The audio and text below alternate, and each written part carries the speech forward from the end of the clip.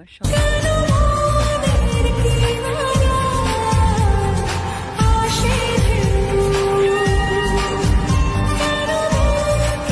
প্রিয় পরিবার, তো তোমরা সবাই কেমন আছো? আশা করি সবাই ভালো আছো, সুস্থ আছো।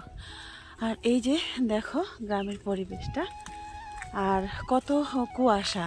তো আগে আমি বলতাম, আমাকে যখন মেদিনীপুরে কেউ জিজ্ঞাসা করতো তখন আমি বলতাম যে নর্থ বেঙ্গলে আমাদের প্রচুর ঠান্ডা। তো এইখানে কত ঠান্ডা দেখো, আর কত কুয়াশা।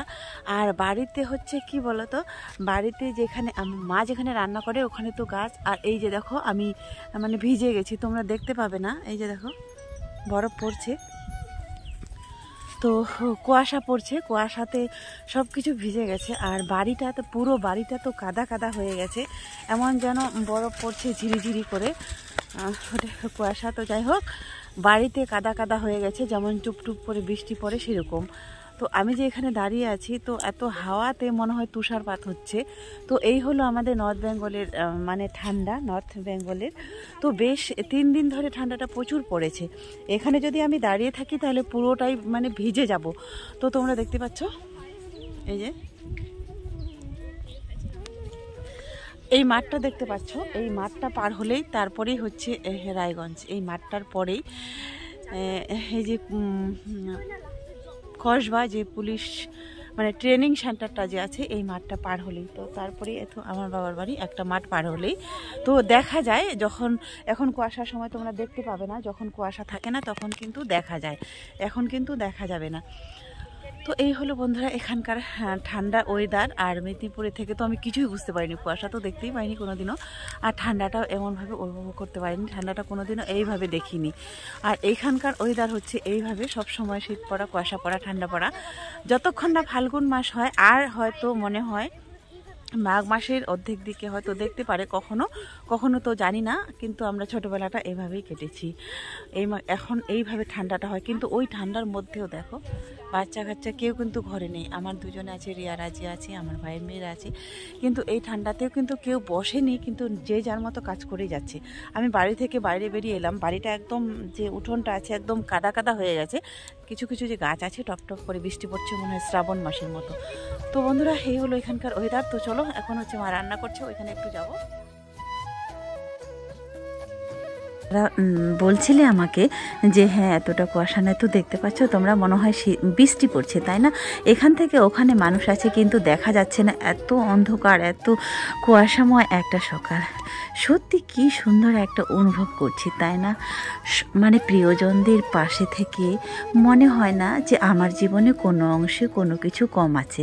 দেখতে পাচ্ছ সকালে একটু রাস্তায় গিয়েছিলাম, আসছি একটু শুধু দূরে, তাতেই যেন আমাকে চেনাই যাচ্ছে না, রিয়া আমাকে চিনতেই পারছে না। তারপরে দেখো চলে এলাম, কিন্তু নিচের দিকটা দেখো একদম সেতে ভেজা হয়ে গেছে, মনে হয় না জানি বৃষ্টি পড়ছে টপ টপ করে, বরফ হয়ে গেছে জলটা, দিঘির জল, পুকুরের জল, নালার জল, সব কিছু যেন একদম বরফ হয়ে গেছে। এই কটা দিন যে এতই কুয়াশা পড়ছে, এতই বৃষ্টির মতো টপ টপ করে বলে বোঝাতে পারবো না। কিন্তু ওইখানে থাকার পরে আমি কিছুই অনুভব করিনি। সকালে খাওয়া দাওয়ার পর বসে এডিট হচ্ছিল ফোনে, তাই আর আসতে পারিনি ভিডিওতে। তো সকালে হচ্ছে খাওয়া হলো, কালকের হচ্ছে পিকনিকের মাংস ছিল, আর হচ্ছে ডাল, মসুর ডাল আর মূলা দিয়ে একটা তরকারি। তো সবার খাওয়া হয়ে গেছে। আর রিয়া খায়নি এখনও, আর রাজিয়া হচ্ছে খেয়ে দিয়ে চলে গেছে, আর আমিও খেয়ে নিয়েছি। আর খাওয়ার পরে এই যে মা আর আমি এখানে এসেছি। আর এখন বন্ধুরা বাজে 12:30, মানে 1টা বাজতে যাচ্ছে। তো এখন একটু হালকা করে রোদ উঠেছে, তো দেখো একটু সেরকম রোদ তবুও না, একটু হালকা করে দিয়েছে। তো তাই মা বললো যে ধানগুলো এখন একটু মেলে দিবে, তো যেটুকু রোদ পায় তো পাবে, তাই এই যে মায়ের সঙ্গে এখন। তারপরে এখানে এই যে ধানটা শুকাতে দিচ্ছে মা, বেশ কয়েকদিন হয়ে গেল তো, কিন্তু ধানটা দেখো কেমন কালো কালো ভাব হয়ে গেছে, আর কিছুতেই শুকাচ্ছে না। তারপরে মায়ের সঙ্গে চলে যাচ্ছি কাপড় শুকোতে দিতে। আমার যত আসার পালাটা ঘনিয়ে আসছে না, ততই যেন বুকটা যেন দুক দুক করছে। এই না কবে মাকে ছেড়ে চলে যাব, এই তো মাকে ছেড়ে চলে যাব, বাবা মা ভাই বোন আমার আপনজন প্রিয়জন সবাইকে ছেড়ে চলে যেতে হবে এখান থেকে আবারও সেই 1 বছরের জন্য। জানি না 1 বছর পরে আসতে পারবো কিনা। প্রিয়জন হারানোর, প্রিয়জন ছেড়ে থাকার বেদনাটা শুধু যে কি আমি বুঝি, বলছি, সত্যি অনেক দূরে থাকি, কিন্তু জানো তো মা বাবার কাছে মনটা যেন পড়ে থাকে। মা যার নেই পৃথিবীতে তারা হয়তো বোঝেই না, কিন্তু খুব মিস করি। এটা ছোট্টবেলায় আমার স্নান করা, সাঁতার কাটা এই দিঘিতে, এই পুকুর পাড়ে কেটেছে আমার। কি কি বলবো, কিশোরকালটা এইখানেই কেটেছে। খেলাধুলা অনেক কিছু। এই পার থেকে সাঁতরে আবার ওই পারে যেতাম। এই দিঘিটা এখন নামতেই ভয় পাই, পা দিতেই ভয় পাই। সেদিন যেন স্নান করতে এসেও আবার ঘুরে গেলাম। মেয়েদের জীবনটা কি সত্যি এমনই হয়? সব কিছু কি জীবন থেকে ত্যাগ করে দিতে হয়? যেই বাড়িতে জন্ম নিয়েছি সেই বাড়িটাই আমাদের হয়ে যায় একদিন অতীত। আমরা অতিথি হয়ে আসি, আবার যেন চলে যাই। তোমরা কি বলতে পারো মেয়েদের জীবনটা কেন এরকম? কেন আমাদের নিজের ঘর ছেড়ে অন্য জায়গায় চলে যেতে হয়? ছেলেরা তো পারে না, তৃপ্তি সে যেখানে জন্ম হয় সেখানেই থেকে যায়, আরও অন্য কাউকে এনে এখানে পরাধীন করে রাখে, তাই না? সব পুরুষই যদিও সমান হয় না, কিন্তু কিছু কিছু পুরুষের ক্ষেত্রে এরকম রাজত্ব চলায় যে তার রাজত্বে যেন আমরা কি বলবো, দাসী, তাই না? সেই মতো যদি না চলতে পারি তাহলে সেখান থেকেও আবার রিটার্ন আসতে হয়। সত্যি কি অদ্ভুত আমাদের জীবনটা। এক জায়গা থেকে অন্য জায়গায় যেতে হয়, চিরস্থায়ী আমরা কোথাও না। সামান্য একটা জীবন যদিও না, জীবনটা যদিও অনেক বড়, আবার সামান্যতম, কিন্তু মেয়েদের জীবনটা একেবারেই অন্যরকম। আমরা সব কিছুই যেন আমাদের পরাধীন, আমাদের হাতের নাগালে যেন কিছুই থাকে না। আমরা যেন কোনো কিছুতেই অধিকার রাখতে পারি না। জানি না কি আমার জীবনটাই এরকম, না সবার ক্ষেত্রে? না বন্ধুরা, সব মেয়েদের ক্ষেত্রে একই। তুমি যতই বড় পড়াশোনা করো, যতই পাইলট হও, ইঞ্জিনিয়ার হও, কিন্তু হাজব্যান্ডের অধীনে থাকতেই হয়, পরের বাড়িতে যেতেই হয়। এটাই নারীদের জীবন। তারপরে স্নান করে আসার পরে আমারও স্নান করা হয়ে গেল, মায়ের সঙ্গে কাপড় কাচতে গিয়েছিলাম, কিন্তু সেই দিকেতে এখন আর স্নান করা তো হয় না, দেখে দেখে চলে আসি, ইচ্ছা করে নামতে কিন্তু পারি না। স্নান কমপ্লিট হয়ে গেছে, স্নান করে এলাম, আর এখানে একটু হালকা হালকা রোদ করছে, তো ওই চুলটা শুকিয়ে নিব। রোদটায় চুলটা শুকাচ্ছি। আর এই যে রিয়া, এখানে রিয়ার হচ্ছে আমার মা হচ্ছে মাথা দেখে দিচ্ছে, আর এখানে ধানটা শুকাতে দেওয়া আছে। তো আজকের দিনটাই লাস্ট, আর ভ্লেজের ভিডিও হয়তো তোমরা পাবে না, আবারও 1 বছর পরে পাবে সেই গ্রামের ভিডিও। তো আমিও হয়তো প্রচুর মিস করবো সব কিছুকে মিলিয়ে। তো শ্যাম্পু করলাম লাস্টে, তো চুলটা শুকাবো, তারপরে এখনও খাওয়া হয়নি, খাবো। তো চুলটা আগে একটু শুকিয়ে নিই, এখানে বসে রোদটাতে একটু রোদটা পোহাই। আজকে একটু রোদ দেখা গেছে, গত 2-3 দিন পরে, আর আগে তো রোদটাও দেখা যায়নি। তো চলো এখনকার মতো। তো বন্ধুরা, এই যে এখানে হচ্ছে সরিষা চারদিকে, আর এখানে আমি এসছিলাম। তো এখানে এসছিলাম কয়েকটা রিলস বানাতে। তো রিলস বানানো হয়ে গেল, তো ভাবলাম আর তো এখানে মানে আসা হবে না, এইগুলো তো আর কখনোই পাবো না, না সর্ষে ফুল, সর্ষে ক্ষেত, এইগুলো তো আর কখনোই আমি পাবো না। তো ভাবলাম কয়েকটা রিলস বানিয়ে নিই, আর যেহেতু এসছি তো তোমাদের সঙ্গে শেয়ার করে নিই। তো এই যে দেখো, যেদিকেই তাকাবে, তুমি যেদিকে তাকাও না কেন, শুধু সর্ষে ফুল আর সর্ষে ফুল। মাঝখানটায় শুধু একটু ফাঁকা আছে, একদম পুরোটাই একদম ভর্তি। আর ওই যে দেখতে পাচ্ছ কয়েকটা গাছ, কিন্তু ওটাই হচ্ছে রায়গঞ্জ শহরটা, পুরো শহরটা ওখান থেকে শুরু। আর এই মাঠটা পার হলেই এই যে রায়গঞ্জ শহরটা। তো চলো, এখন হচ্ছে রিলস বানানো হয়ে গেল, আর কয়েকটা ছবি তুলে নিলাম, মানে পিকচার, যদি কখনো কখনো তোমাদেরকে দিতে পারি, তো সেই কারণে তোলা হয়ে গেল।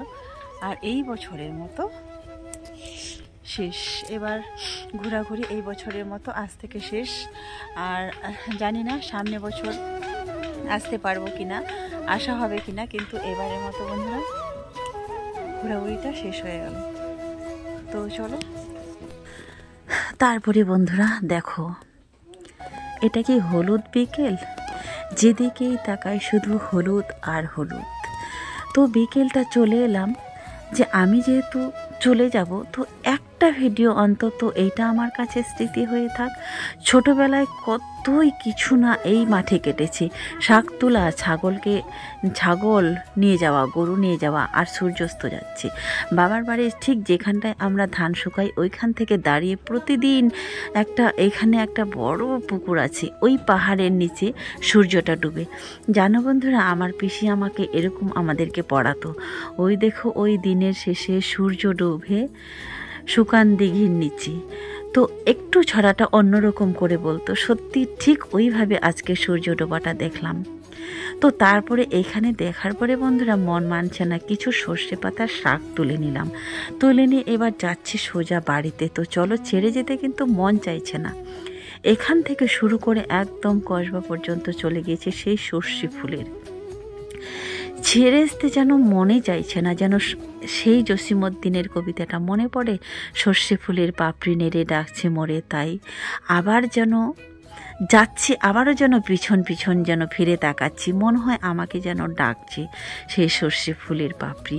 সত্যি কি মধুময় ছিল এই কদিনের ঘোরাঘুরিটা, আমার কাছে এত পারফেক্ট এই দিন কটা কেটেছিল না। যদিও মনেটা ওইখানে পড়ে আছে, যদিও আমার সন্তানের ভবিষ্যৎ ভাবতে হবে, ভাবি, কিন্তু কে চায় বন্ধুরা যে দুদিনে একদিনে মাকে ছেড়ে চলে যাই? কোন সন্তান বলে যে মায়ের কাছ থেকে তাড়াতাড়ি চলে যাব? সারা বছরের পর বছর যেন থাকি, তবু যেন মায়ের কাছে থাকা আর শেষ হয় না, তবু যেন আর কটা দিন থেকে যায়, আর কটা দিন থেকে যাই। আর সত্যি আমাকে তো ডাকছে, পিছন থেকে হাত নেড়ে ডাকছে, আমার ছায়া সব সময় আমাকে সতর্ক করে দেয় যে তোমার বাচ্চাদের ভবিষ্যৎ আছে, সব সময় আমাকে স্মরণ করিয়ে দেয়। হচ্ছে এই যে গাছতলা রান্না হচ্ছে, তো তোমরা দেখতে পাচ্ছ এখানে রান্না হয় প্রতিদিনের মতো। তো শাক তুলে নিয়ে আসার পরে আর কিন্তু তোমাদের সঙ্গে কোনো কথা হয়নি। তো এখন হচ্ছে রান্না, আর আমি এখানে দেখো এখানে বসে আছি, এই যে এই গাছটার নিচে এখন আমি বসে আছি, আর মা হচ্ছে ওদিকে রান্না করছে। সন্ধেবেলায় গাছতলায় রান্না কেমন লাগছে বন্ধুরা এই কদিনের ভিডিওগুলো? অনেকেই তোমরা অনেক কমেন্ট করে পড়ো। একজন কমেন্ট করেছো, দিদিভাই তুমি ওখানে থেকে যাও, ভিডিওগুলো খুব সুন্দর হচ্ছে। না গো, এটা আমার ভবিষ্যৎ না, হয়তো দুদিনের অতিথি হয়ে এসছি, কিন্তু চলে যেতে হবে। আর একটা কথা বন্ধুরা, দেখো এত রাত, ঠান্ডা, কুয়াশা, বরফ পড়ছে, তাতেও আমাকে যেন এত পিপাসা লাগছে, এইখানে সন্ধ্যাবেলায় বসে বসে জল খাচ্ছি। তোমরা যদি কেউ একটু কারো জানা থাকে তাহলে অবশ্যই বন্ধুরা একটু আমাকে কমেন্ট করে জানিও। মা এখানে রান্না করছে, বাবা বসে আগুন পোহাচ্ছে, তার পাশে আমি বসে আছি, আর পুচকি সোনাটা হাঁটি হাঁটি পা পা করে হাঁটছে। তো কেমন লাগছে বন্ধুরা এই গ্রামের পরিবেশটা? দেখো টিপ টিপ করে আবারও সে চলে যাচ্ছে, সে কিন্তু ভয় পায় না, অন্ধকার না রাত, তার কিন্তু একটা আইডিয়া হয়ে গেছে কোথা থেকে কোথায় যাব। সে ডাইরেক্ট সোজা এখান থেকে একদম ঘরে চলে যাবে, কোনো কিছু ভয় পাবে না। তারপরে রান্না বান্না কমপ্লিট। তো চলো বন্ধুরা এখন খাবো। আজকে রান্না হয়েছে মাংস আর শাক ভাজা। তো আমার তো সব থেকে প্রিয় শাক ভাজাটাই, তো আগে আমি শাক দিয়ে খাবো, তারপরে বাকি তরকারিটা খাবো। গরম গরম ভাত ধোয়া উঠছে, আর গরম গরম শাক ভাজা, তো কেমন একদম না জমে গেল না একটা খাওয়া দাওয়াটা আজকের। আর বাবার করে কিন্তু সবসময় গরম গরমে খাওয়া হয়, ঠান্ডাটা শুধু দুপুরবেলা খায়, রাত্রেবেলাও গরম ভাত, দিনের বেলাও সকালবেলাও গরম ভাত খেয়ে সব যে যার মতো অফিস বেরিয়ে চলে যায়। হচ্ছে ছোট ভাইয়ের অফিস আছে, মেজো ভাইয়ের স্কুল আছে, মেজোটা যদি এখানে থাকে না সে চলে যায়। আজকের মতো বন্ধুরা এখানে শেষ করি খাওয়া দাওয়া দিয়ে, চলো।